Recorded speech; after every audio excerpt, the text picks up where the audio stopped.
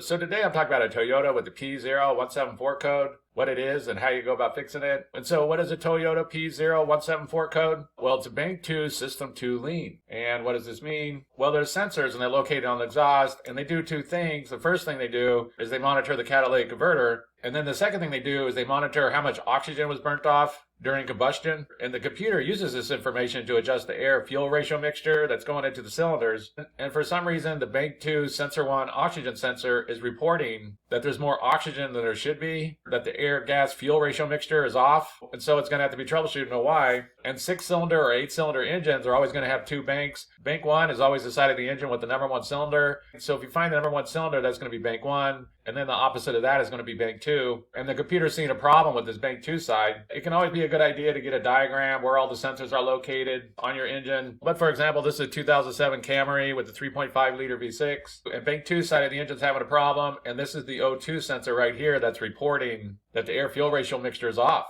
And one thing about a P0174 code is it can be kind of problematic to troubleshoot sometimes because it can be caused by so many different things. But I'm going to go over a lot of different things that could cause this and how you go about troubleshooting it. Another thing to note is that if you are getting other codes, be sure to pay attention to that because that can help direct you to where the problem is. And so what are some possible causes of a Toyota P0174 code? Well, the first thing that can cause this is that O2 sensor has just gone bad and is just reporting bad information back to the computer. And so basically it's possible that there is no problem, but that sensor is just reporting bad information back to the computer, and so the computer thinks there's a problem. There's some different ways you go about testing that oxygen sensor. I made a video on that. I'll put a link down below if you need to check that out. But the first thing that could cause this is a bad Bank 2 Sensor 1 oxygen sensor. Another thing that could cause this is that if there's an exhaust leak, and so there's more air going into the exhaust than should be, and it's just throwing those sensors off. So be sure to check out your exhaust, make sure that it doesn't look like there's any major damage or anything like that. The gaskets where things get bolted together, sometimes they get blown out or go bad. But basically, if more air is getting into the exhaust, that sensor is going to be picking it up, so it's going to cause issues.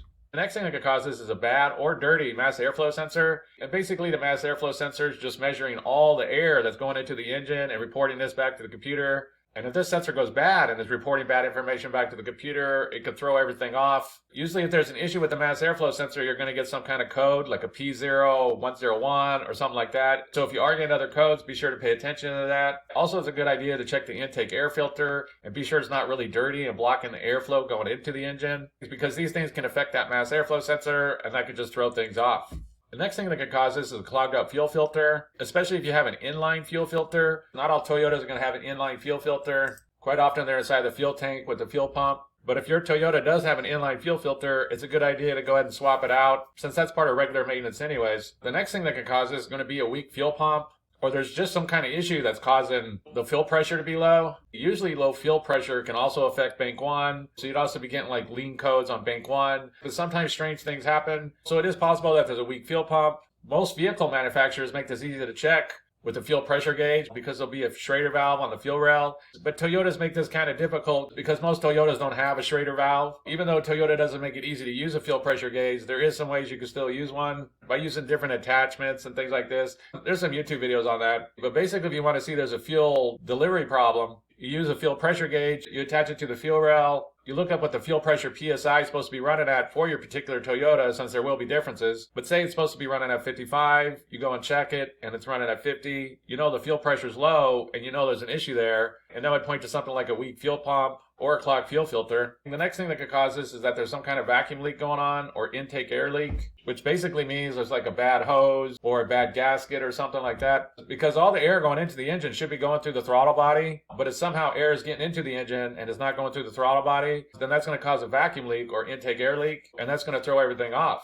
And so there's some different ways you go about testing for an intake air leak. You can't just go around and examine all the hoses and everything and see if you can't find a problem. Some mechanics will start up the engine and they'll have like a spray, and then wherever they think a leak's at, they'll spray the spray, and if the engine idle changes, then they know they found the leak location. Another method is a smoke machine method, where you feed smoke into the intake, and then wherever the smoke comes out, you know where the leak's at, you're able to fix it. So there's some different ways to go about trying to find a vacuum leak. The next thing that could cause this is going to be a vacuum leak. And the next thing on the list that can cause this is going to be a bad fuel injector injector. If there's a bad fuel injector on bank 2, then that can cause issues. Again, there's some different ways you go about trying to find a bad fuel injector. One way you could do it is that if you could pull the spark plugs on bank 2 out, and you look to see how the spark plugs are burning, you can match them to a burn chart just to see if one of them is burning lean. And if you find one that is burning lean, then you know there's a problem on that cylinder. So you could do some more tests on that fuel injector, or you can even swap it with another one and see if the problem follows. But like I said, there's some different ways to go about trying to find a bad fuel injector. But the last thing on the list is going to be a bad fuel injector.